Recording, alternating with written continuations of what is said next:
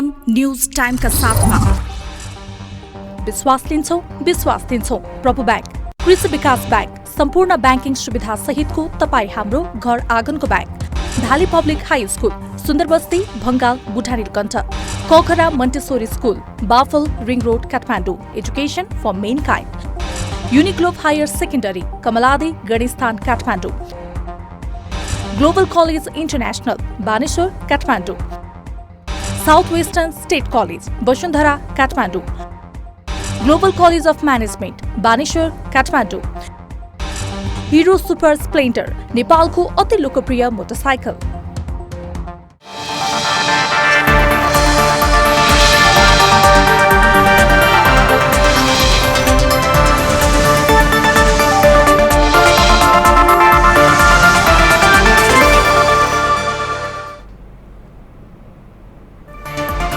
गत 24 घण्टामा कोरोनाका 638 नयाँ संक्रमित, काठमाडौँमै थपिए 134, थप 4 जनाको मृत्यु। शैक्षिक संस्था तत्काल नखोल्ने मन्त्री परिषदको निर्णय, निजी तथा सरकारी कार्यालयमा 50% कर्मचारी मात्रै बोलाउन निर्देशन। लगानी बोर्डमा सुशील भट्टको नियुक्ति तत्काल कार्यान्वयन नगर्न पाटन उच्च अदालतको अल्पकालीन अन्तरिम आदेश, 32 गतेसम्म रोक। गोङ्गबु हत्या प्रकरणकी अभियुक्त चितवनकी कल्पना पौडेल मुडबरी प्रहरीद्वारा सार्वजनिक, अश्लील तस्बिर सार्वजनिक गर्न थालेपछि हत्या गरेको बयान। र विश्वमा 2 करोड भन्दा बढी मानिस कोरोना संक्रमित, भाइरस प्रतिरोधी खोप तयार पारेको रुसका राष्ट्रपति पुटिनको घोषणा। शिवम सिमेन्ट, शुभ आरम्भ शिवम सँग। It's time for United Cements Break. हरेक निर्माण सामग्रीको महत्व दर्शाउँदै युनाइटेड सिमेन्ट्स अब जुट्ने बेला हो। काला हिट, लामखुट्टेको काल। अब डेङ्गुबाट आफ्नो परिवारलाई सुरक्षित राख्नुहोस्। जब काला हिट चल्छ, लामखुट्टे मर्छ। शिवम सिमेन्ट, शुभ आरम्भ शिवम सँग। नमस्कार, यो एपी न्यूज टाइम हो। एपी न्यूज टाइमको सुरुमा नेपालमा कोरोना संक्रमण सम्बन्धी अपडेट समाचार। नेपालमा गत 24 घण्टामा 638 जना कोरोना संक्रमित थपिएका छन् भने कोरोनाकै कारण थप 4 जनाको ज्यान गएको छ। स्वास्थ्य मन्त्रालयका प्रवक्ता डाक्टर जागेश्वर गौतमका अनुसार विगत 24 घण्टामा 638 जना संक्रमित थपिएका हुन्।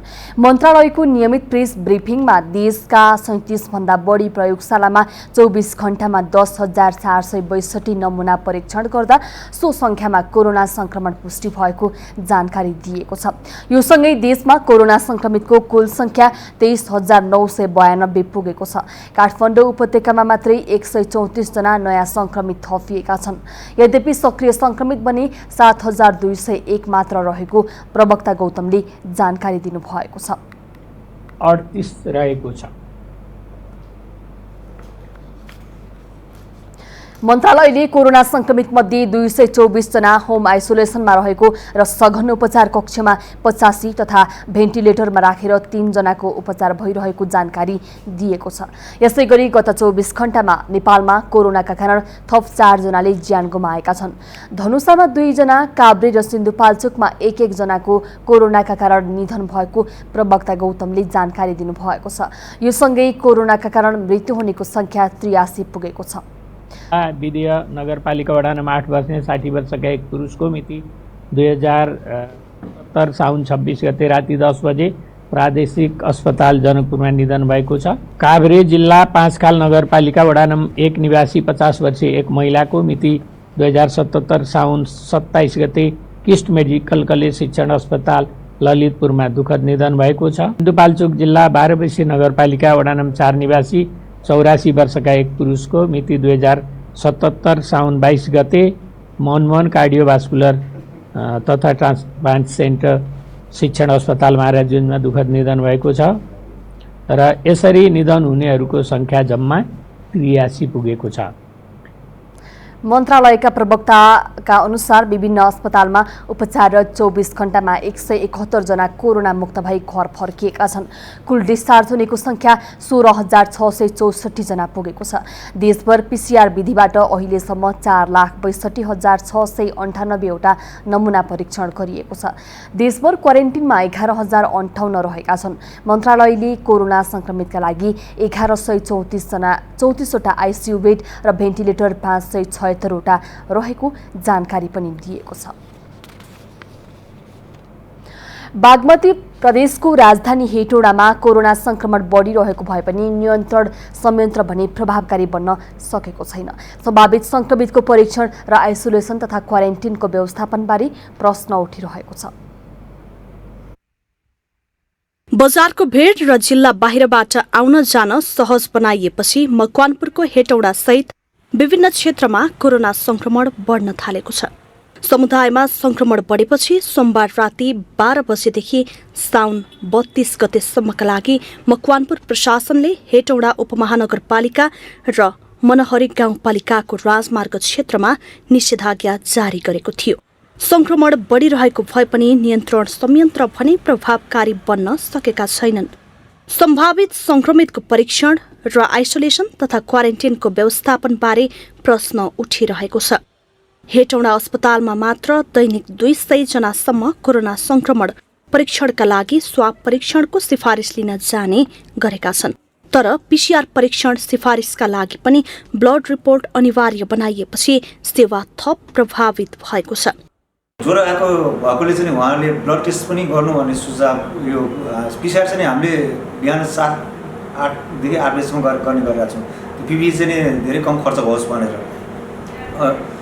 डाक्टर साहबहरूले चाहिँ त्यहाँ आइसोलेसन गइसकेपछि ब्लड टेस्ट चाहिँ गर्न धेरै गाह्रो हुन्छ भनेर ज्वरो आएको बिरामीहरूलाई चाहिँ पीसीआर गराउनु पर्नेहरूलाई ब्लड टेस्ट चाहिँ गरिराख्नुहोस्। अनि के अरू नै ब्लडमा खराबी देखेको चाहिँ त्यसमा त्यो पनि थाहा हुन्छ भनेर गरेर हो। अस्पतालमा सञ्चालित फिभर क्लिनिकका 8 जना स्वास्थ्यकर्मी क्वारेन्टिनमा बसेपछि इमर्जेन्सी कक्षबाटै अन्य बिरामीसँगै कोरोना संक्रमणको आशंकामा पुगेका बिरामीले पनि उपचार लिइरहेका छन्। हेटौडा 4 स्थित श्रमिक माविमा एकमात्र आइसोलेसन कक्ष सञ्चालनमा छ, तर यहाँ पनि स्वास्थ्यकर्मीदेखि अन्य व्यवस्थापनको अभाव छ। यतिखेर हेटौडा स्थित परामर्शको आइसोलेसन वार्डमा 35 जनाले सेवा लिइरहनु भएको छ, जसमध्ये 1 जना शङ्कास्पद हुनुहुन्छ भने बाँकी रहेका 34 जना चाहिँ पोजिटिभ रहनु भएको छ। अस्ति आइतबार चाहिँ सङ्कलन गरेको स्वाबको नमुनाको नतिजा अहिलेसम्म प्राप्त हुन सकेको छैन। हिजोको र आजको चाहिँ बाँकी रह्यो होइन। प्रयोगशालामा अत्याधिक भिडको कारणले गर्दा चाहिँ समयमा नतिजा प्राप्त नभइरहेको अवस्था छ, जसले गर्दाखेरि जनमानसमा एक प्रकारको भय रहेको छ। हेटौडा उपमहानगरपालिका 1, 2, 3, 4, 5, 6, 8, 9, 10, 11, 13, 14, 15 र 17 गरी 14 वटा वडामा संक्रमित फेला परिसकेका छन्। जिल्लाको बकैया गाउँपालिकाले कोरोना जोखिम बढेपछि आफ्नो सबै सेवा बन्द गरेको छ। हालसम्म मकवानपुरका 77 जनामा कोरोना संक्रमण देखिएको छ। यही गतिमा कोरोना संक्रमित बढ्दै जाने हो भने केही दिनमा नै आइसोलेसन वार्डको अभाव हुने देखिएको छ, तर आइसोलेसन वार्ड बढाउनेतर्फ अझै काम हुन सकेको छैन। अब हामीले छलफल गरेर अहिले भइरहेको चाहिँ क्वारेन्टाइन स्थल जुन एउटा अहिले गरिरहेको चाहिँ श्रमिक माविमा चाहिँ छ, त्यसको साथसाथै त्यहाँ हाम्रो करिब 70 जना चाहिँ त्यहाँ राख्न सक्ने अवस्था छ र 70 भन्दा बढी भएको अवस्थामा हामीले एउटा खेलकुदको चाहिँ जुन एउटा होस्टेल एउटा गौरी टारमा चाहिँ छ, त्यहाँ करिब चाहिँ 100 जना राख्न सक्ने गरी चाहिँ हामीले व्यवस्थापन कार्य चाहिँ आजबाट सुरु गरिसकेको छ। विद्यालयमा क्वारेन्टिन सञ्चालन नगर्न शिक्षा मन्त्रालयले निर्देशन दिए पनि जिल्लाभर 20 मध्ये 17 क्वारेन्टिन सामुदायिक विद्यालयमा राखिएको छ। कृष्ण सारू मगर, मकवानपुर। धरान स्थित बीपी प्रतिष्ठानले अनिश्चितकालका लागि ओपीडी सेवा बन्द गरेको छ। कोभिड-19 को संक्रमण बढेको भन्दै भोलिदेखि बहिरङ्ग सेवा बन्द गरेको जानकारी प्रतिष्ठानले प्रेस विज्ञप्ति मार्फत दिएको हो। अस्पतालका सहायक निर्देशक डाक्टर विकास शाहका अनुसार सुनसरी जिल्ला प्रशासनको निषेधाज्ञा र धरान उपमहानगरपालिकाको लकडाउनलाई मध्यनजर गर्दै बीपीको सेवा बन्द गरिएको हो। प्रतिष्ठानमा कार्यरत 2 चिकित्सक र उनका परिवारमा कोरोना संक्रमण पुष्टि भइसकेको छ। बीपीमा कोरोना संक्रमितको उपचार गर्ने 100 बेडको आइसोलेटेड उपचार केन्द्र अलग्गै छ भने पीसीआर ल्याब समेत सञ्चालनमा रहेको छ। कोरोनाबाट मृत्यु हुने तथा समुदाय स्तरमै संक्रमण फैलिएपछि प्रदेश 5 का कपिलवस्तु, बाँके, बर्दिया लगायतका जिल्लामा उच्च सतर्कता अपनाइएको छ। भारतसँग सीमा जोडिएको रूपन्देहीका ग्रामीण नाकाबाट निर्बाध रूपमा आवागमन भइरहँदा प्रशासनले त्यस्ता क्षेत्रमा सिल गर्ने जनाएको हो। समुदाय स्तरमै कोरोना संक्रमण देखिएपछि आइतबार बसेको जिल्ला स्तरीय कोभिड-19 संकट व्यवस्थापन केन्द्रको बैठकले रूपन्देहीमा थप कडाई गर्ने निर्णय गरेको छ। अन्तर्राष्ट्रिय सीमा क्षेत्र जोडिएको पेलहिया बाहेकका अन्य नाका पूर्ण रूपमा सिल गर्ने निर्णय भएको प्रमुख जिल्ला अधिकारी महादेव पन्तले जानकारी दिए। त्यसरी बोर्डरमा पेलहिया नाका बाहेक अन्य नाकाबाट भइसक्ने अवैध आगमनलाई मध्यनजर गरेर त्यसलाई पूर्णतया रोक लगाउनको लागि सबै सुरक्षा निकाय र स्थानीय पालिकाहरूसँग गरिरहेका छन् र जिल्लाभित्र बढी भेला हुने खालका भोज भतेर पार्टी सभा सम्मेलन यस्ता कार्यक्रमहरू नगर्न सम्बन्ध सबै पालिकाहरूलाई हामीले अनुरोध गरेका छौँ र दैनिक अत्यावश्यक सामग्री बाहेक अन्य पसल व्यवसायहरू दिउँसो 11 बजेदेखि बेलुका 7 बजेसम्म मात्रै खोलिदिएर सम्बन्धित व्यवसायहरूलाई पनि हामीले प्रशासनले पेलहिया बाहेक अन्य नाका बन्द भएको जनाए पनि जिल्लाको मर्चबार क्षेत्रमा पर्ने नाकाबाट भने निर्बाध रूपमा आवागमन भइरहेको छ। मर्साबारको करौता, अमवा, मजगावा लगायतका क्षेत्रका साप्ताहिक हाट बजारबाट पनि नेपालतर्फ जोखिम बढेको हो। ग्रामीण क्षेत्रमा खुल्ला सीमाबाट दुवै देशका नागरिकको आवागमन भइरहँदा जिल्ला प्रशासन मुख्य नाका बेलैयामा मात्र सीमित भएको देखिन्छ। बेलैया नाकामा नक्कली कार्ड बनाएर आउनेलाई पक्राउ गरी भारततर्फ नै बुझाउने गरिएको जिल्ला प्रशासन कार्यालयले जनाएको छ। अवैध आगमनलाई हामीले आउनै नदिने गरी अब कडाइका साथ रोक्ने भनेका छौँ र कतिपय अवस्थाहरू विभिन्न उपायहरू अवलम्बन गरेर आएका जस्तो नक्कली कार्डहरू बनाएर आएका मान्छेहरूलाई हामीले कार्डहरू समाउने र त्यसो कार्डहरू जफत गर्ने र मान्छेलाई भारतीय इमिग्रेसनलाई हामी जिम्मा लगाउनेसम्म पनि हामी गरेका छौँ। प्रशासनले मुख्य नाकामा ध्यान केन्द्रित गर्दा ग्रामीण क्षेत्रका नाकाबाट भित्रने क्रम रोकिएको छैन।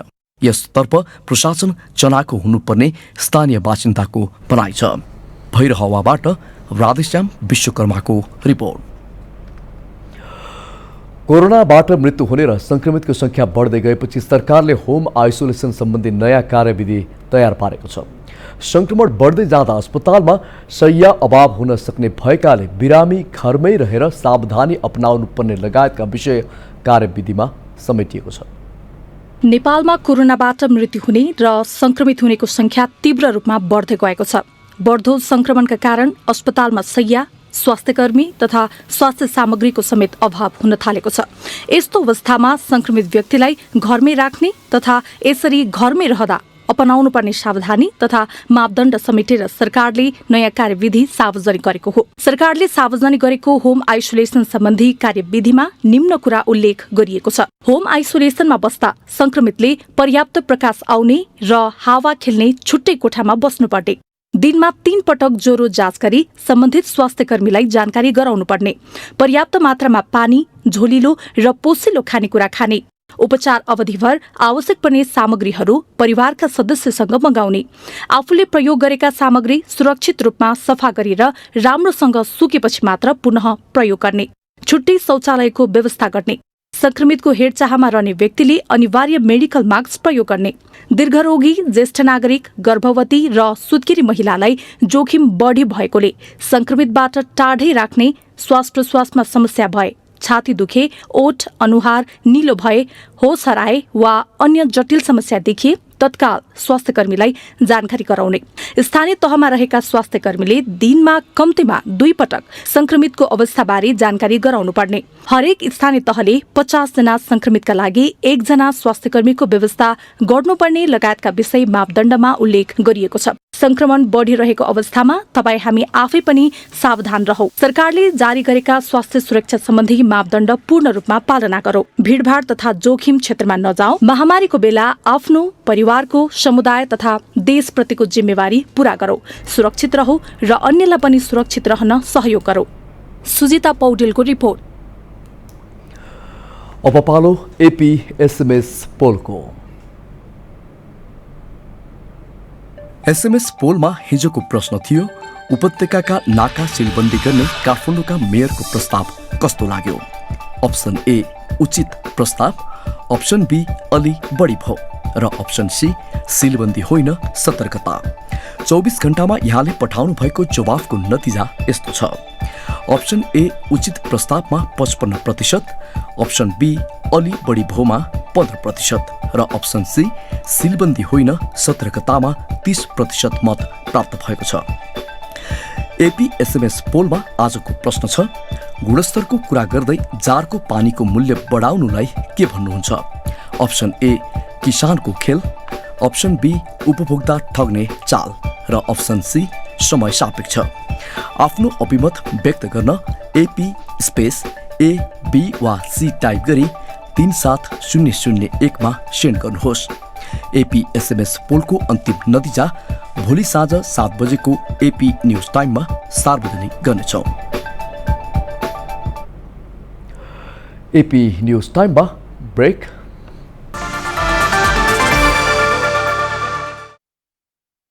बाकी न्यूज का साथ गुरांस लाइफ इंश्योरेंस सर्वाधिक बोनस दिने कन्फर्म्ड। शिवम सिमेन्ट, शुभ आरम्भ शिवमसँग। It's time for United Cements Break. हरेक निर्माण सामग्रीको महत्व दर्शाउँदै युनाइटेड सिमेन्ट्स अब जुट्ने बेला हो।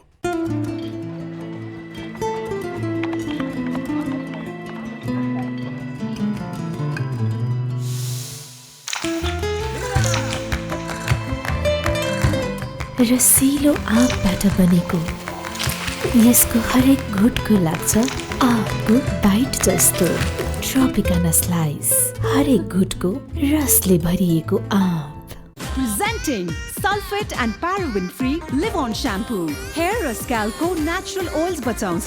Cleans gently but thoroughly giving you moisturized, lustrous hair so that you have a good hair day every day. आयो शिवम सिमेन्ट अब हजुरको घर दैलोमा आयो। शिवम मोबाइल एपबाटै सिमेन्ट खरिद गर्न पाइयो। शिवम मोबाइल एपको फाइदाहरू: उचित मूल्यको निरन्तरता, सरल अर्डर प्रक्रिया, समयमै डेलिभरी, गुणस्तरीय उत्पादनमा निरन्तरता र सहज भुक्तानी प्रक्रिया। यो कोभिड-19 को बेला निर्माण भयो अति सजिलो। शिवम मोबाइल एप प्रयोग गरी घरैमा सिमेन्ट आयो। एप डाउनलोड गर्नका लागि गुगल प्ले र एप स्टोरमा गई शिवम सिमेन्ट टाइप गर्नुहोस्। यो सुविधा हाल काठमाडौँ उपत्यकाका लागि मात्र। शिवम सिमेन्ट, क्वालिटीको मामलामा नो कम्प्रोमाइज। यो भन्दा अगाडि म शिखरसम्म पुग्न सकिन, तर फेरि शिखरले बोलाइरहेछ।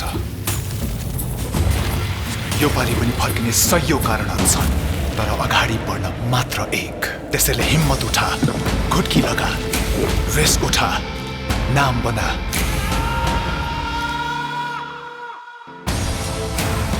माउन्टेन ड्यू, रेस उठा, नाम बना।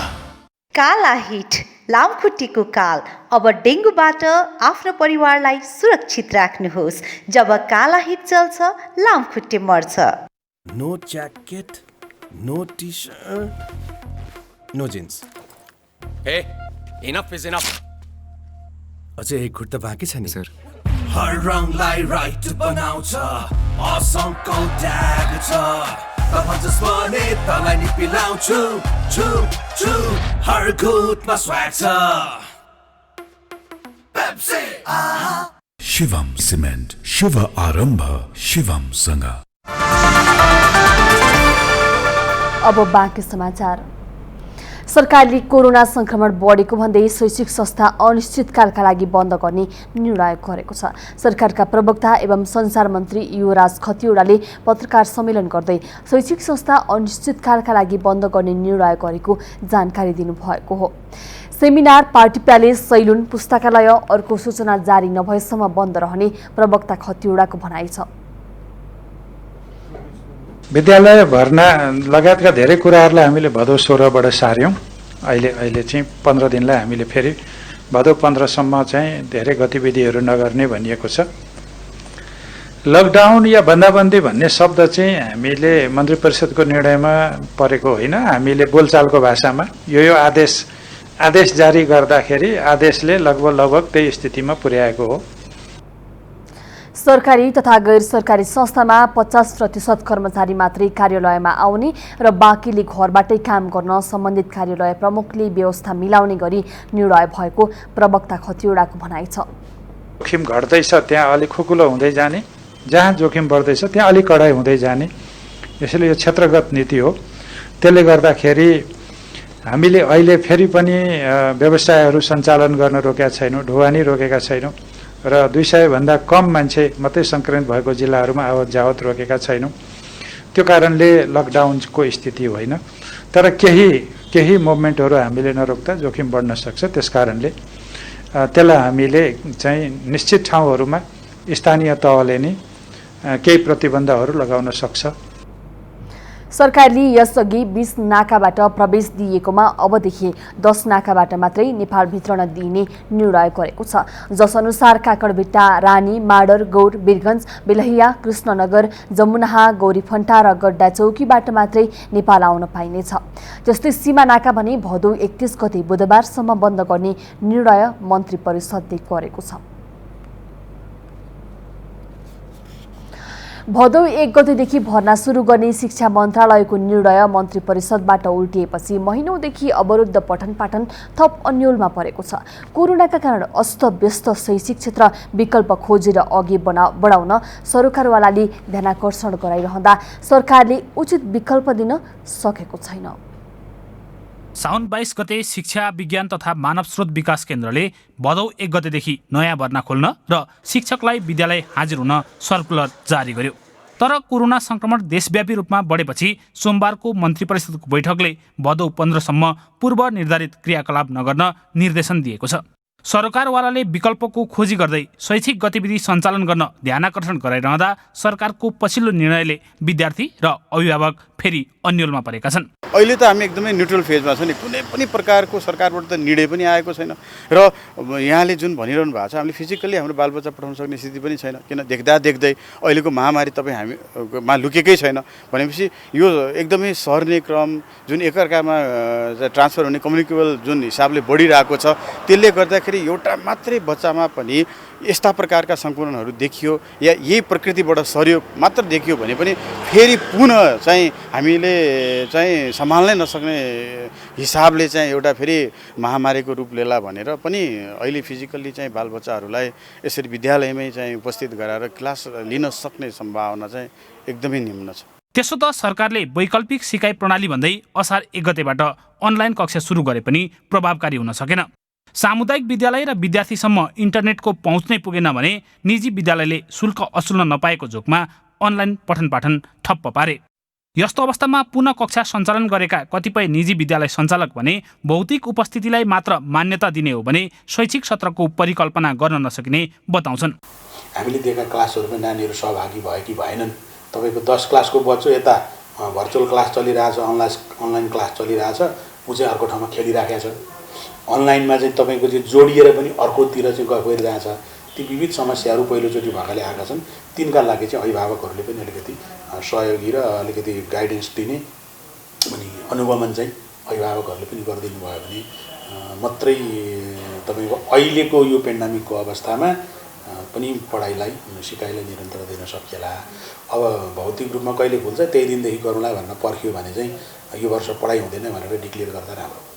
यसरी लाखौं विद्यार्थीको पठन पाठन ठप्प भन्दा पनि नियामक निकाय शिक्षा मन्त्रालय पर्ख र हेरको अवस्थामा रहेको छ। पठन पाठन र परीक्षा ठप्प भएको बेला पनि मन्त्रालयले ठोस विकल्प दिन नसक्दा समस्या झन् चुलिँदो छ। जसरी अरू क्षेत्रहरू सङ्क्रमणको चपेटामा छन्, शिक्षा क्षेत्र पनि त्यही किसिमले सङ्क्रमणको चपेटामा पर्छ र हामी ठ्याक्कै एक ढङ्गले एउटा स्ट्राटेजी बनाएर अगाडि बढ्छौँ। तर सङ्क्रमणको दर चाहिँ अब घट्नुपर्नेमा अझै बढेर जान्छ अनि अब त्यस पछाडि झन् धेरै विद्यार्थी चाहिँ एकै ठाउँ ठुलो समूहमा बस्नुपर्ने विद्यालय भएकोले गर्दा त्यसलाई सञ्चालन गर्ने बारेमा हामीले अझै सोचेर पर्खेर हेर्ने भन्ने नीतिमा जानुपर्ने भएकोले गर्दा पनि अलिकति हामी ठ्याक्कै यसै गरौँ भन्ने भन्दा नि पर्खेर हेर्ने नीतिमै रहेको अवस्था हो। परीक्षा र पठन पाठन सञ्चालनका लागि अधिकांश मुलुकले कोइन विकल्पमा अभ्यास गरिरहँदा नेपालमा भने पुरातन शैलीलाई नै निर्विकल्प रूपमा प्रस्तुत गरिएको छ। अहिलेको असामान्य परिस्थितिमा सोही अनुसारको विकल्पको खोजी नहुँदा झन्डै 81 लाख विद्यार्थी थप अन्योलमा परेका छन्। क्यामेरा पर्सन कुणाल श्रेष्ठका साथमा सुभाष नेउला, काठमाडौँ। स्वास्थ्य मन्त्री भानुभक्त ढकालले कोरोना नियन्त्रणमा सरकारले राम्रो काम गरे पनि अनावश्यक रूपमा विरोध गरिएको दावी गर्नुभएको छ। थापतली स्थित परोपकार प्रसुति तथा स्त्रीरोग अस्पतालको 61औं वार्षिक उत्सव कार्यक्रमलाई सम्बोधन गर्दै मन्त्री भानुभक्त ढकालले पार्टीभित्र र बाहिरका मती बिग्रिएकाबाट सरकारमाथि अनावश्यक आक्रमण भइरहेको आरोप लगाउनुभयो। पर्याप्त भएका छैनन् भने यो कुरा सुधारेर यो ढङ्गले काम गरौँ। सरकारले यहाँनिर गरेको कुराले चाहिँ अझ यसलाई बल पुग्नका लागि यसो गर्दा हुन्छ भनेर आलोचना पनि गर्नुहोस्। त्यो आलोचनाले सरकारलाई कुनै क्षति गर्दैन। राम्रो सुझाव भयो भने त्यसले यसलाई नियन्त्रण गर्नका निम्ति सहयोग नै पुग्छ। यो अस्पतालको 61औं वार्षिक उत्सवका दिन मती बिग्रिएकाहरूका लागि पनि यो महामारीका विरुद्ध लड्नका निम्ति मती सुध्रियोस् भन्ने म शुभकामना दिन चाहन्छु। कहिले पीसीआर, कहिले पीपीई को त कहिले के को गीतबाट सरकारको आलोचना गर्नेलाई सरकारले कामबाट जवाफ दिइरहेको मन्त्री ढकालको दावी छ।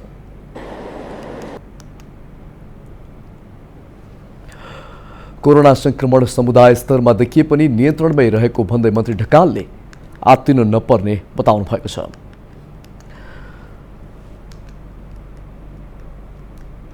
पाटन उच्च अदालतले लगानी बोर्डको कार्यकारी प्रमुखमा नियुक्त भएका सुशील भट्टलाई कुनै काम नगर्न अल्पकालीन अन्तरिम आदेश दिएको छ।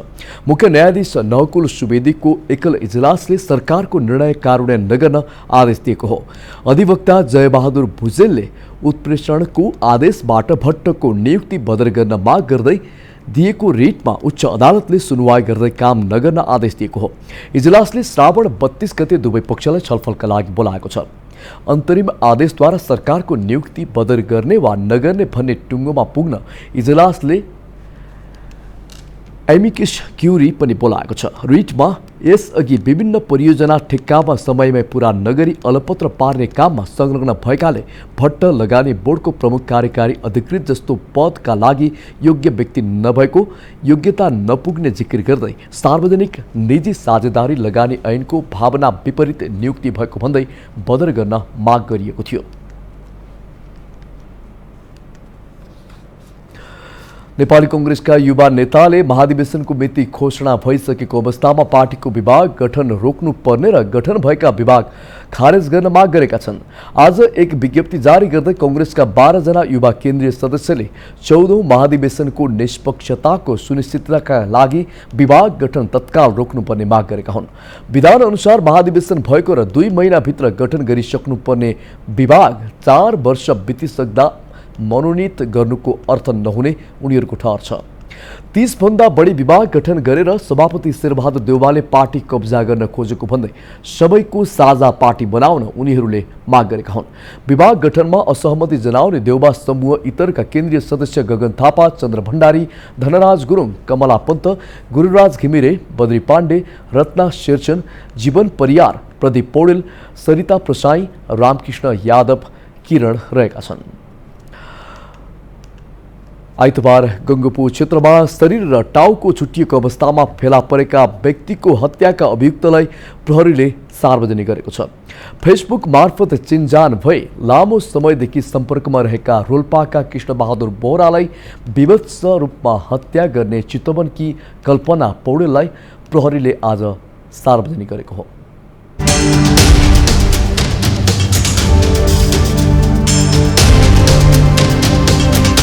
यी हुन् कल्पना पौडेल। गत आइतबार गंगोपु क्षेत्रमा भेटिएको टाउको र शरीर छुट्याइएका कृष्णबहादुर बोहराको हत्यारा। चितवनकी 37 वर्षीय कल्पना पौडेल नाम गरेकी यी महिलाले रोल्पा घर भएका बोहराको विभत्स तरिकाले हत्या गरी टाउको र शरीर फरक फरक ठाउँमा फ्याँकेको प्रहरी समक्ष बयान दिएकी छन्। घटना 2075 श्रावण 25 गते बिहान करिब 7 बजे। स्थान टोखा नगरपालिका 10 नवज्योति मार्ग। स्थानीयले सुटकेसमा शव देखेपछि प्रहरीलाई खबर गरेका थिए। टाउको र खुट्टा नभएको शव पत्ता लगाउन प्रहरीले प्रयोग गर्यो जोजो नामको तालिम प्राप्त कुकुर।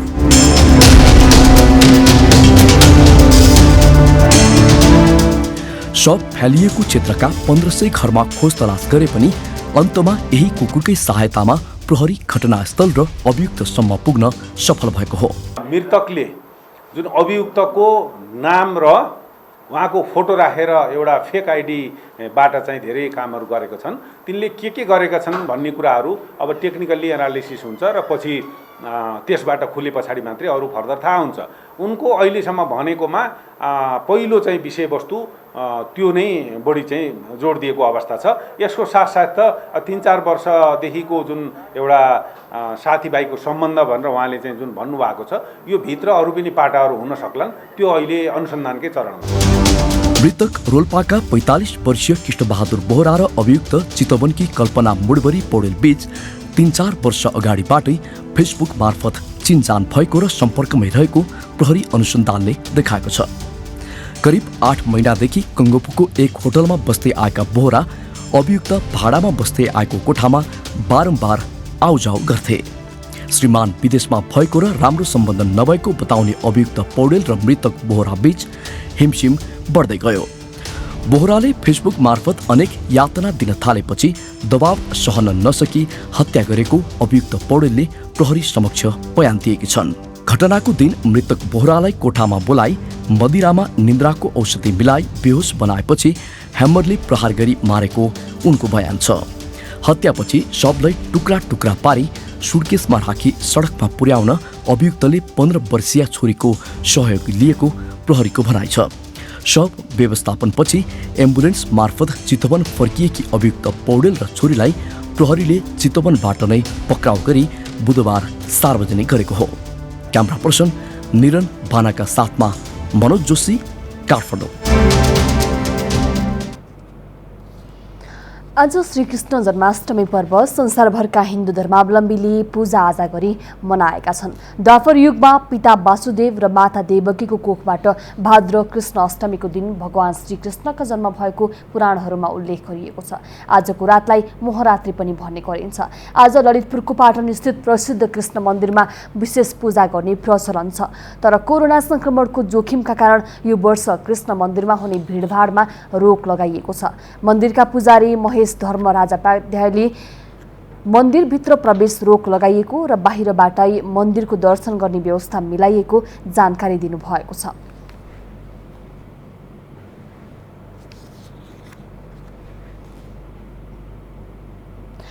आज महिलाहरू व्रत बसी भगवान श्रीकृष्णको आराधना गर्ने गर्दछन्।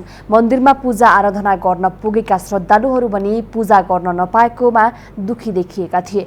सधैँ मेला लाग्ने मन्दिरमा यस वर्ष पूजा गर्न नपाउँदा नरमाइलो लागेको उनीहरूको भनाइ छ। श्रीकृष्ण मन्दिरहरूमा पूजा आराधना, भजन कीर्तन र मेला लाग्ने भए पनि यो वर्ष कोरोना भाइरस संक्रमणको जोखिमका कारण चहल पहल छैन। पौराणिक कथन अनुसार अन्याय अत्याचारबाट मानवको रक्षा गर्न भगवान विष्णुको 8औं अवतारका रूपमा भगवान श्रीकृष्णको जन्म भएको विश्वास गरिन्छ। कर्णाली प्रदेशमा लक्षण सहितका कोरोना संक्रमित बढ्न सक्ने भन्दै रोकथामका लागि प्रदेश सरकारले गृह कार्य सुरु गरेको छ। हालसम्म कर्णालीमा लक्षण नदेखिएका संक्रमित रहे पनि लक्षण सहितको संक्रमण बढ्न सक्ने भन्दै रोकथामका विभिन्न उपाय अपनाउने गरी सरकारले तयारी थालेको हो।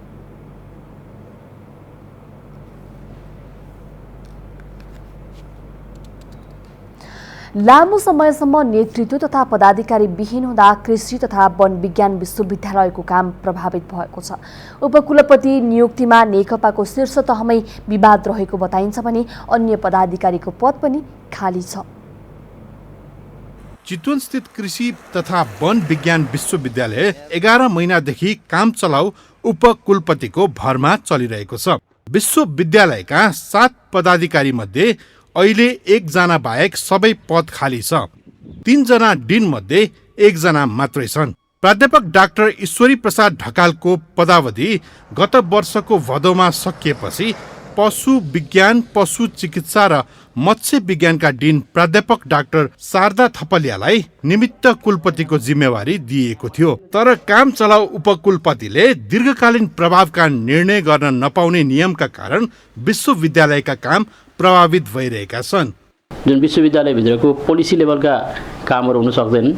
उपकुलपति भनेको प्राज्ञिक यो चाहिँ नेतृत्व हो र दोस्रोमा के भन्दा जब पोलिसी लेभलका कामहरू हुँदैन भने दोस्रो अहिले जस्तो के भन्दा भेटनरीको अघिल्लो वर्षदेखि चाहिँ इन्ट्रान्स हुन सकेको छैन। वनको इन्ट्रान्स हुँदाखेरिमा भर्नाका कार्यक्रमहरू चाहिँ रोकिएका छन्।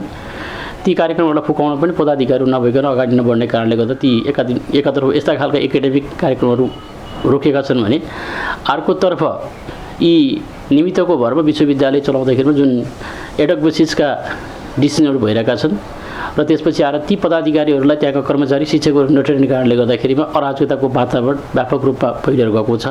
पदाधिकारी नहुँदा विश्वविद्यालय अस्तव्यस्त भएको छ। 2076 माघ 12 गते खाली भएको रजिस्ट्रार पद अहिलेसम्म खाली नै छ। नेतृत्वविहीन अवस्थामा रहेको विश्वविद्यालयमा कार्यरत करार सेवाको माग गर्दै जालादारी कर्मचारीले विश्वविद्यालयको केन्द्रीय कार्यालयको मूल ढोकामा ताला लगाएर धरना दिइरहेका छन्। हामीले के भन्यौँ भने त्यसो भए तपाईँले गर्न सक्नुहुन्न भने हामीलाई कन्फर्म उपकुलपति चाहियो र कन्फर्म उपकुलपति आफै भएर आउनुहोस् कि अरूलाई बनाएर लिएर आउनुहोस् र अनि हाम्रो माग पुरा गर्नुहोस्। यदि होइन भने हामी ताला लगाउँछौँ भनेर हामीले चाहिँ 12 गतेबाट हामी ताला लगायौँ है। 12 गतेबाट हाम्रो ताला छ। त्यसपछि 13 गतेबाट हामी धर्ना बसेको। आधा धर्नाको चाहिँ 9 दिन हो हामी धर्ना छौँ। अब कन्फर्म उपकुलपति आउनु भएर उहाँले हाम्रो माग सम्बोधन गर्नुभयो, हामी ताला खोल्न तयार छौँ। होइन उहाँले आएर ठिक छ मेरो काम यो सबै चिज हो, मैले गरिरहेको छु, म निमित्त भएर पनि मैले गरिरहेको हुनाले अब म नै गर्छु भनेर उहाँले हाम्रो माग सबै सम्बोधन गर्नुहुन्छ भने हामी ताला खोल्न तयार छौँ। पदाधिकारी नियुक्तिमा सत्तारूढ दल नेकपा भित्रै मतभेद रहेको बताइएको छ। नेकपा अध्यक्ष एवं प्रधानमन्त्री केपी शर्मा ओली र अर्का अध्यक्ष पुष्पकमल दाहाल बीच नियुक्त गर्ने व्यक्तिबारे सहमति नजुटेका कारण विश्वविद्यालय पदाधिकारी विहीन रहँदै आएको छ। ओली शारदा थपलियालाई उपकुलपति बनाउने योजनामा छन् भने दाहाल पुण्य रेग्मीलाई जिम्मेवारी दिने पक्षमा रहेको बताइन्छ। सत्तारूढ दलका 2 अध्यक्षको मतभेदको प्रभाव विश्वविद्यालयसम्म पुगेको छ। उपकुलपति नहुँदा अभिभावक विहीन बनेको यो विश्वविद्यालयको अनुसन्धान प्रसारका काममा पनि अवरोध पुगेको छ नै शैक्षिक विकासको काममा पनि लथालिङ्ग छ। क्यामेरा पर्सन सुनिल कुमार श्रेष्ठको साथमा अनिल ढकाल, रामपुर, चितवन।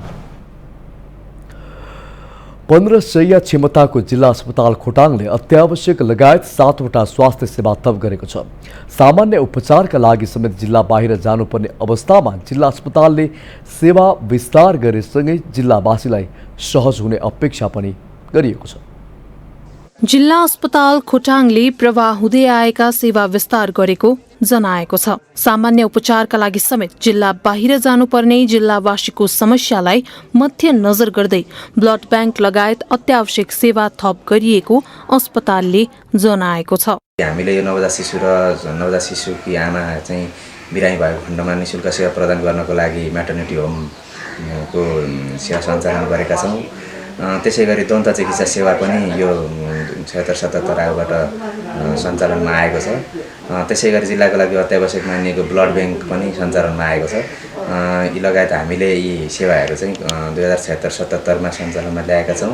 अब सेवा ल्याउने हाम्रो प्रयास रहँदै पनि हाम्रोमा कर्मचारीको चाहिँ अभाव रहेको कारणले गर्दाखेरि सेवालाई अब गुणस्तरीय रूपमा सञ्चालन कसरी गर्ने भन्ने चाहिँ एउटा चुनौतीको विषय रहेको छ।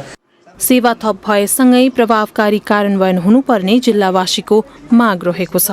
यो 7 वटा जुन जिल्ला अस्पतालले थपेको छ यो सेवा अत्यावश्यक सेवा थियो।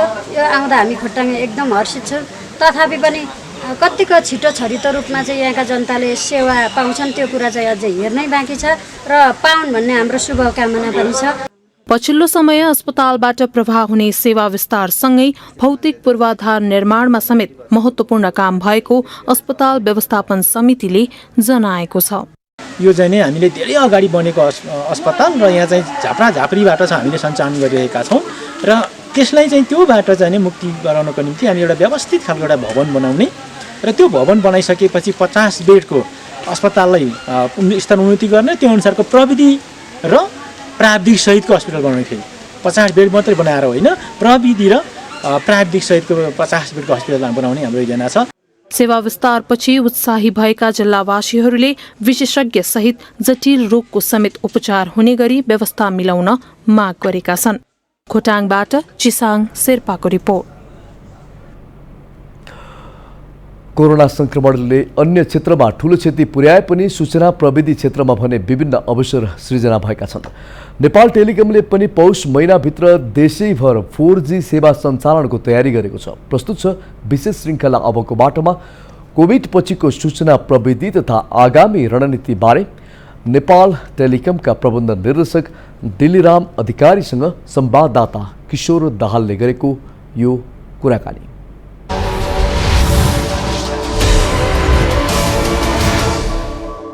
कोभिडले विश्वलाई असर गरिरहँदा सूचना प्रविधिभित्र मानिसहरूलाई कसरी एडाप्टेसन गराउन सकिन्छ, साथसाथै टेलिकम्युनिकेसनमा परेको यसको प्रभाव र नेपाल सरकारको 4G विस्तार कहाँसम्म पुग्यो, यी लगायत सम्पूर्ण विषयवस्तुमा कुराकानी गर्नका लागि आज हामीसँग हुनुहुन्छ नेपाल टेलिकमका प्रबन्ध निर्देशक दिल्लीराम अधिकारी। सर, यहाँलाई स्वागत छ। धन्यवाद। कोभिडले टेलिकम्युनिकेसनको क्षेत्रमा बढी असर गर्यो कि यसले अवसर सृजना गरेको छ? यसलाई दुईटै तरिकाले भन्नुपर्ने हुन्छ। व्यावसायिक रूपमा हाम्रो जस्तो जुन भोइस कलमा बढी रेभिन्यू डिपेन्डेन्ट अपरेटरहरू नेपालका लगायत साउथ इस्ट एसियाको प्रायसहरू, जसको चाहिँ मेजोरिटी चाहिँ रेभिन्यू भोइसमा छ, त्यसमा चाहिँ इम्प्याक्ट गर्यो। किनभने लकडाउनको बेलामा बिजनेस एक्टिभिटीहरू भएन, रोमिङ एक्टिभिटी भएन, त्यस्तै मानिसहरू फ्यामिली कलहरू गर्ने कुरा भएन, त्यसले गर्दाखेरि भोइस कल निकै घट्यो। तर साथसाथै मानिसहरू घरमा बस्दाखेरि आफ्नो दैनिक जीवन गुजार्न अनि आफ्नो कामहरू गर्न, अध्ययन गर्न, पढ्न लगायत अफिसको काम घरबाटै गर्ने हिसाबमा चाहिँ इन्टरनेट कनेक्टिभिटी, डेटा नेटवर्क चाहिँ चाहिने हुनाले डेटा नेटवर्कको बिजनेसको अवसर चाहिँ बढायो र यसले चाहिँ कन्जम्सन पनि बढायो। नेपाललाई डिजिटल नेपाल बनाउने घोषणा पनि गरेको छ, इन्टरनेटको एक्सेस पुर्याउने भनिएको छ, तर नेपालका कुना काप्चाहरूमा चाहिँ त्यो अहिले पनि पुगिसकेको छैन। नेपाल टेलिकमले चाहिँ ती क्षेत्रमा इन्टरनेट पुर्याउनका लागि कस्ता प्रयासहरू गर्दैछ? हो, पक्कै पनि डिजिटल नेपालको जुन सपना छ नेपाल सरकारले जुन अघि सारेको, त्यसको लागि चाहिँ सबैभन्दा ठुलो कुरा भनेको कनेक्टिभिटी हो। कनेक्टिभिटी नभइकन त्यसको फाउन्डेसन तयार हुँदैन र कनेक्टिभिटी पुर्याउनको निम्ति हामीले 3वटा अवधारणामा काम गरिरहेको छौँ। एउटा चाहिँ लास्ट माइल एक्सेस भनेको ग्राहकसँग चाहिँ उच्च स्तरको डेटा भएको कनेक्टिभिटी कसरी दिने, त्यो भनेको हामीले दुईटा तरिकाले अपनाएका छौँ। एउटा फाइबर टु द होम, घर घरमा फाइबर कनेक्टिभिटी, घर अफिसहरूमा। अर्को चाहिँ 4G नेटवर्कबाट मोबाइल डिभाइसहरू अथवा चाहिँ सिपिईहरू युज गरेर त्यसबाट दिने हो। त्यही अन्तर्गत नै हामीले 77 जिल्लाको अहिलेसम्म 532 ठाउँमा 4G को नेटवर्कहरू, 532वटा स्थानीय तहमा 4G को नेटवर्क डिप्लोय गरिसक्यौँ। यद्यपि हामीले असारसम्ममा यो सकाउने हाम्रो टार्गेट थियो, तर यो जुन फागुनको लास्टदेखि नै कोभिडको कारणले जुन इम्प्याक्ट सुरु भयो र चैतको 11देखि जुन लकडाउन सुरु भयो, त्यसले गर्दाखेरि त्यो काम चाहिँ सम्पन्न हुन सकेन। नेपालको इन्टरनेट चाहिँ अलिकति महँगो छ भनिन्छ नि, यो टेलिकमको हकमा पनि त्यो लागू हुन्छ? हाम्रो मेजर कस्ट चाहिँ इन्टरनेसनल ब्यान्डविड्थमा परिरहेको छ। यद्यपि विगत 1-1.5 वर्षमा हेर्ने भने यो निकै घटिसकेको छ, तर पनि यसले जुन कस्टहरू अहिले हामीले तिर्छौँ त्यो कस्ट चाहिँ अन्तर्राष्ट्रिय अन्तको भन्दा महँगो नै छ। जस्तो हामीले डिजिटल नेपाल बनाउने भनेका छौँ, इन्टरनेटको एक्सेस बढाउने भनेका छौँ, तर हाम्रो इन्टरनेटको कस्ट नै धेरै महँगो छ। यसले त कसरी यो हाम्रो सपना सरकारले लिएको भिजन पुरा हुन्छ त? इन्टरनेट पार्ट भन्दा पनि एक्सेसको पार्टहरू हैन, यसमा लाग्ने ट्याक्सेसका कुराहरू, त्यो चिजहरूले गर्दाखेरि अलिकति महँगो। यद्यपि तपाईँ 1 वर्ष अगाडिको इन्टरनेट कस्ट हेर्नुहुन्छ र अहिले हेर्नुहुन्छ भने सबै सिचुएसन सेम नै छ, ट्याक्सेसहरू सेम नै छ हैन, सबै चिज हेर्दा नि अलि धेरै घटिसक्यो नि। प्रति मेग हामीले चाहिँ लगभग 40-50 पैसा प्रति मेगमा हामी प्याकेज बेच्थ्यौँ भने अब अहिले हामीले बेचेको प्याकेजहरू 2-3 पैसामा झरिसकेका छ। हाम्रो यो 4G विस्तार चाहिँ कहाँसम्म पुग्यो? 4G विस्तार मैले अघि पनि भने हामी यो गएको असारसम्ममा सम्पन्न गर्ने लक्ष्यका साथ काम गरेका थियौँ र कोभिडको कारणले हाम्रो पछिल्लो समयको कामहरू चाहिँ हुन सकेन, आयोजनाको कामहरू प्रभावित भयो र अहिलेको समयमा ठ्याक्कै हेर्ने भने हामी 77 जिल्लामा पुगिसक्यौँ। 77 जिल्लाको 532 स्थानीय निकायमा हामी पुगिसक्यौँ र समग्रमा कामको प्रतिशतमा हेर्ने भने कोर नेटवर्कको सबै जडान भएर अपरेसन भइसकेको छ। 90% भन्दा बढी काम सम्पन्न भइसकेको छ भने रेडियो एक्सेस नेटवर्कमा हाम्रो 65% भन्दा बढी काम भइसकेको छ र यो चिजहरू चाहिँ हामी केही समयमै सम्पन्न गर्छौँ। कति टाइम लाग्ला अब? लकडाउन पूर्ण रूपमा खुलेपछि 6 महिनामा हामी सकाउने भएर भनेछौँ र अहिले पूर्ण रूपमा खुलेको अवस्थामा पनि कति ठाउँमा चाहिँ स्थानीय सरकारद्वारा निषेधाज्ञा जारी गरिएको हुनाले त्यस्तो ठाउँमा काम हुन सकेको छैन। जुन जुन ठाउँमा अहिले चाहिँ काम गर्ने वातावरण छ हामी त्यो ठाउँमा काम गरिरहेका छौँ र अहिले पनि हाम्रो टिमले काम गरिरहेको छ। सम्भवतः हामी आउने पुससम्ममा सकाउने लक्ष्यका साथ काम गरेका छौँ। यो एनसेलले विस्तार गरेको 4G र तपाईँहरूले विस्तार गर्दै गर्नुभएको यो 4Gमा फरक छ? उहाँहरूको मोडालिटी र हाम्रो मोडालिटी कम्पेयर त गर्न मिल्दैन, किनभने हामी दुईटा स्पेक्ट्रममा विस्तार गरिरहेका छौँ भने उहाँहरू एउटा स्पेक्ट्रममा विस्तार गर्नुभएको। हामी ग्रामीण सेक्टरमा समेत गएका छौँ भने उहाँहरूको त्यो नहुन सक्छ। हामी पूर्वाधार पनि सँगसँगै बनाएका छौँ भने उहाँहरूको नहुन सक्छ होइन। त्यो भएको हुनाले उहाँहरूलाई फेरि कस्तो छुट छ भने अहिले अलिकति विस्तार गरौँ अनि त्यसपछि बाँकी त्यसलाई थपेर काम दिउँला भन्ने हुन्छ। हामी त्यसरी पछि थपेर दिन सक्ने मिल्दैन। यो कोभिडले सूचना प्रविधिको क्षेत्रमा ल्याएको एउटा चुनौती भनौँ अथवा अवसर भनौँ, त्यो चाहिँ के हो? कोभिडले सूचना प्रविधिमा ल्याएको चुनौती भन्दा नि यसलाई धेरै अवसरको रूपमा हामी हेर्नुपर्ने हुन्छ। अवसर कस्तो भयो भने अब सोसल डिस्टेन्सिङ मेन्टेन गर्नै पर्ने हुन्छ होइन। त्यसको निम्ति अफिसमा भिडभाड नगर्ने, घरबाट काम गर्नु पर्यो, वर्क फ्रम होमका कुराहरू आए। मान्छेहरू हस्पिटल जानु रिस्की भइसक्यो भने डक्टरसँग कन्सल्टेसन गर्नु पर्यो। टेलिहेल्थका कुराहरू होलान्, हेल्थका कुराहरू चाहिँ पनि आइटी मार्फत नै हुनसक्छ, कन्सल्टेसनहरू हुन सक्छन्। स्कुल गएर कलेज गएर पढ्न सक्ने स्थिति छैन। त्यो भएको हुनाले अनलाइन एजुकेसनका कुराहरू छन्। मिटिङ गर्ने, कन्फरेन्स गर्ने स्थिति छैन। त्यो बेलामा अनलाइन कन्फरेन्सका कुराहरू भइरहेका छन्। यो इन्टरनेट भन्ने चिज, आइटी भन्ने चिजमा चाहिँ खासै ध्यान नदिने पुराना पुस्ताका जुन व्यक्तिहरू पनि अहिले जबरजस्ती रूपमा चाहिँ जुममा झुन्डिएको होइन, फेसबुक मार्फत काम गरेको, मेसेन्जर मार्फत चाहिँ कम्युनिकेसन गरेको हामी देखिसकेका छौँ, जुममा कन्फरेन्स गरेको देखिसकेका छौँ भने यसले व्यक्तिलाई, समाजलाई जबरजस्त रूपमा चाहिँ डिजिटल इरामा जान बाध्य बनायो र त्यो डिजिटल इराको निम्ति सफिसियन्ट प्लेटफर्म बनाउने कुराहरू, त्यसलाई कस्ट इफेक्टिभ बनाउने, सुरक्षित बनाउने, मर्यादित बनाउने काम सूचना प्रविधि सेक्टरको भएको हुनाले हामी त्यो अन्तर्गत काम गर्नुपर्ने हुन्छ। अब अन्त्यमा नेपाल टेलिकमको अबको बाटो के हुन सक्छ? हाम्रो अबको बाटो भनेको मैले अहिले भने हाम्रा 3 प्रकारका आयोजनाहरू छन् होइन। ती 3 प्रकारका मुख्य गरी चाहिँ ग्राहकलाई हाई स्पिड इन्टरनेट सर्भिसहरू दिने कुराहरू 4Gबाट होस् अथवा चाहिँ FTTHबाट होस्, त्यो एउटा भयो। पूर्वाधार विस्तार गर्ने कुराहरू हुन् होइन। हामी मध्य पहाडी लोकमार्गमा पूर्वाधार विस्तार गरिरहेका छौँ भने अर्को गुणस्तर सुधार र ग्राहकलाई चाहिँ ग्राहक मैत्री सेवा, त्यो सस्तो खालको सेवा, त्यो भनेका हाम्रा बेसिक कुराहरू भने अब जुन कोभिडले नै अहिले चाहिँ डिजिटल सोसाइटीमा जबरजस्ती पठाएको हिसाबले नै हामीले अहिले रिसेन्टली के गरेछौँ भने मोबाइल डिजिटल फाइनेन्स कम्पनी चाहिँ सुरु गरेका छौँ र यो कम्पनीले पनि आउने 6 महिनामा सेवा सञ्चालन गर्छ। त्यो मार्फत हामीले चाहिँ क्यासलेस सोसाइटी निर्माण गर्नपट्टि हामी लागिसकेका छौँ भने अब हाम्रो यही 4G आयोजना अन्तर्गतको लास्टतिर हामीले चाहिँ यो 5Gलाई पनि परीक्षण गर्ने भनेका छौँ। 4वटा सहरमा परीक्षण गर्छौँ भने 5G को परीक्षणको निम्ति त्यसले के दिन्छ त भन्दा 5G को लागि हामीलाई कस्तो प्लेटफर्महरू चाहिन्छ, कस्तो इन्भाइरोमेन्ट चाहिन्छ, कस्तो बजार चाहिन्छ, कुन स्पेक्ट्रमहरू चाहिन्छ, कस्तो नलेज चाहिन्छ, कस्ता एप्लिकेसन चाहिन्छन् भन्ने कुराहरूको चाहिँ त्यो धेरै चिजहरू चाहिँ त्यसले चाहिँ प्राप्त गर्न सक्ने हुनाले त्यो हामी त्यो परीक्षण गर्दैछौँ भने सबै जनताको अगाडि एउटा डिजिटल सोसाइटीको लागि चाहिँ आधारभूत आधार तयार गर्ने हिसाबले हामी सस्तो सेवा दिन अगाडि जान्छौँ। त्यही हो हाम्रो रोडम्याप। हस्, यहाँको महत्त्वपूर्ण विचार र समयका लागि धेरै धेरै धन्यवाद। AP1 टेलिभिजनले यस कोभिडको बेलामा पनि टेलिकम सेक्टरको बारेमा भन्ने मौका दिनुभएकोमा तपाईँहरूलाई सबैलाई धन्यवाद। हस्, नमस्ते।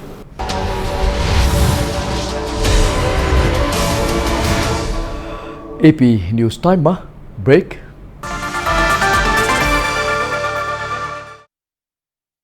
बाँकी न्यूजका साथ गुराँस लाइफ इन्सुरेन्स सर्वाधिक बोनस दिने कन्फर्म्ड। शिवम सिमेन्ट, शुभ आरम्भ शिवमसँग। It's time for United Cements Break. हरेक निर्माण सामग्रीको महत्त्व दर्शाउँदै युनाइटेड सिमेन्ट्स अब जुट्ने बेला हो। ती सफा गरे पनि आँखाले नदेखिने कीटाणु बच्चाको कोठाको भित्ता भित्तामा पुगि नै हाल्छ। त्यही भएर हो हामी आफू र आफ्नो परिवारको स्वास्थ्यप्रति अझ सजग रहनुपर्ने। त्यसैले Asian Paints Royal Health Shield, जसले घरभित्रको भित्तामा रहेको 79% कीटाणु नाश गरी घरलाई निरोगी बनाउँछ। अब तपाईँ पनि आफ्नो घरलाई निरोगी बनाउनुहोस्। शिवम सिमेन्ट, शुभ आरम्भ शिवमसँग। अब बाँकी समाचार।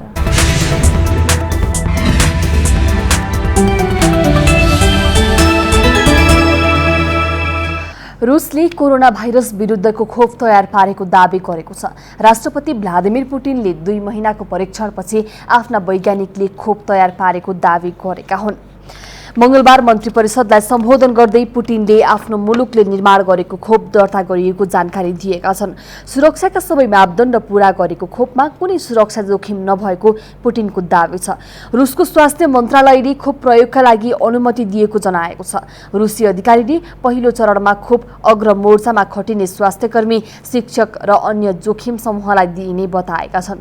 उपप्रधानमन्त्री टटियाना गोलिकोभले खोप यसै महिनादेखि दिन सुरु गरिने घोषणा गरेका छन्। रुसले तीव्र गतिमा निर्माण गरेको खोपप्रति विश्वका अन्य वैज्ञानिकले आशंका व्यक्त गरेका छन्।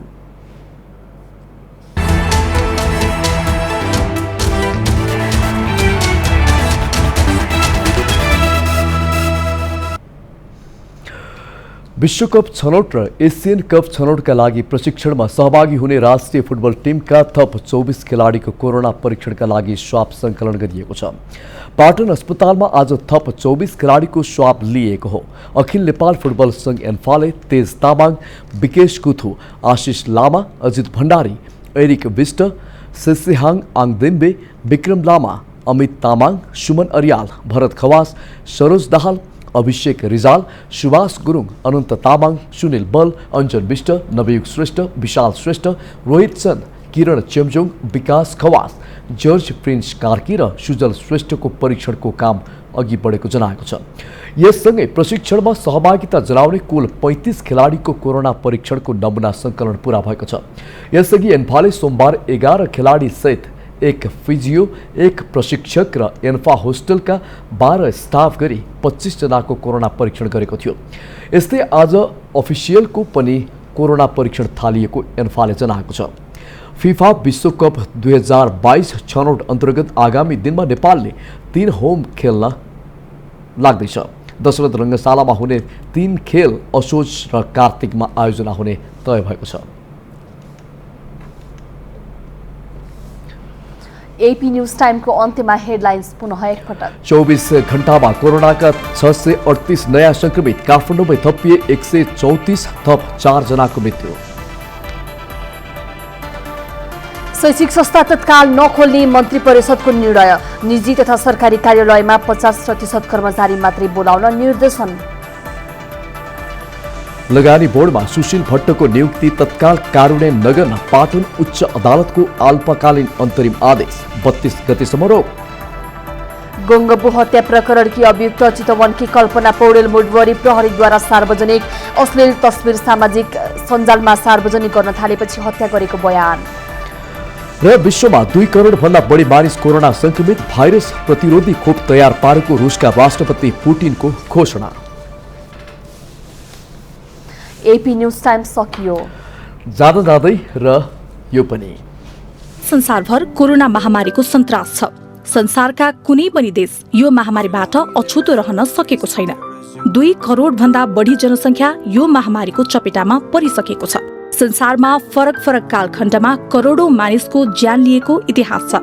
त्यस्तै महामारी मध्ये एउटा अनौठो महामारी डान्सिङ प्लेगको विषयमा यहाँ चर्चा गरिँदैछ।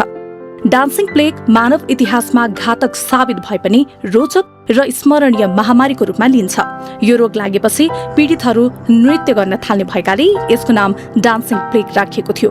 पहिलो पटक सन् 1518 मा रोमन राज्यको एल्सेसमा देखिएको यो प्लेगले सयौं मानिसको ज्यान लिएको बताइन्छ। यो प्लेगका लक्षण र प्रभावबारे अनेकन रहस्य कथाहरू बनेका छन्। एउटा किम्वदन्ती अनुसार ट्रोफेज नामकी एक महिला अकस्मात सडकमा निस्केर नाच्न थालिन्। उनी लगातार 6 दिनसम्म नाचेपछि अन्य 34 जना पनि उनीसँग नाचमा सामेल भए। बिस्तारै नाच्ने रोग पुरै गाउँमा फैलियो र समुदायका सबैजना नाच्न थाले। नाचिरहँदा थुप्रै मानिसले देहत्याग गरे, तर बाँचेकाहरू पनि नाच्ने क्रम रोकिएन। उक्त शहरमा दैनिक 15 जनाको ज्यान लिएको डान्सिङ प्लेग 3 महिनासम्म महामारीको रूपमा रहेको थियो। त्यति बेलाका वैद्य तथा धामीहरूले नाच्दा नाच्दै थाकेपछि मानिसहरू नाच्न छोड्ने र मृत्युदर रोकिने सल्लाह दिएपछि गाउँमा सामूहिक नृत्यको समेत प्रबन्ध मिलाइयो, तर यो महामारी नियन्त्रणमा आएन। मानिसहरू नृत्य गरेर मर्ने क्रम जारी नै रह्यो। अहिले जस्तो अत्याधुनिक स्वास्थ्य सुविधा नभएका कारण समस्या पहिचान र निदान गर्न निकै समय लागेको बताइन्छ। यो रोग कसरी सुरु भयो भन्ने विषयमा फरक फरक दावी सार्वजनिक भएका थिए। कतिपयले भोकमरी र गरिबीले खाद्य विषाक्तता पैदा गरेर संक्रमण सुरु भएको दावी पनि गरेका थिए, तर अर्का थरीले भने अन्धविश्वासका कारण यस्तो भएको ठान्छन्। एक प्रकारको हिस्टेरियाले लगातार नृत्य गर्ने र त्यसकै कारण हृदयघात वा मस्तिष्कघातका कारण मानिसहरूको मृत्यु भएको आधुनिक चिकित्सा विज्ञानको निष्कर्ष छ। उक्त महामारी 3 महिनापछि आफै हराएको बताइएको छ। AP1 न्यूज टाइमका साथमा विश्वास लिन्छौ, विश्वास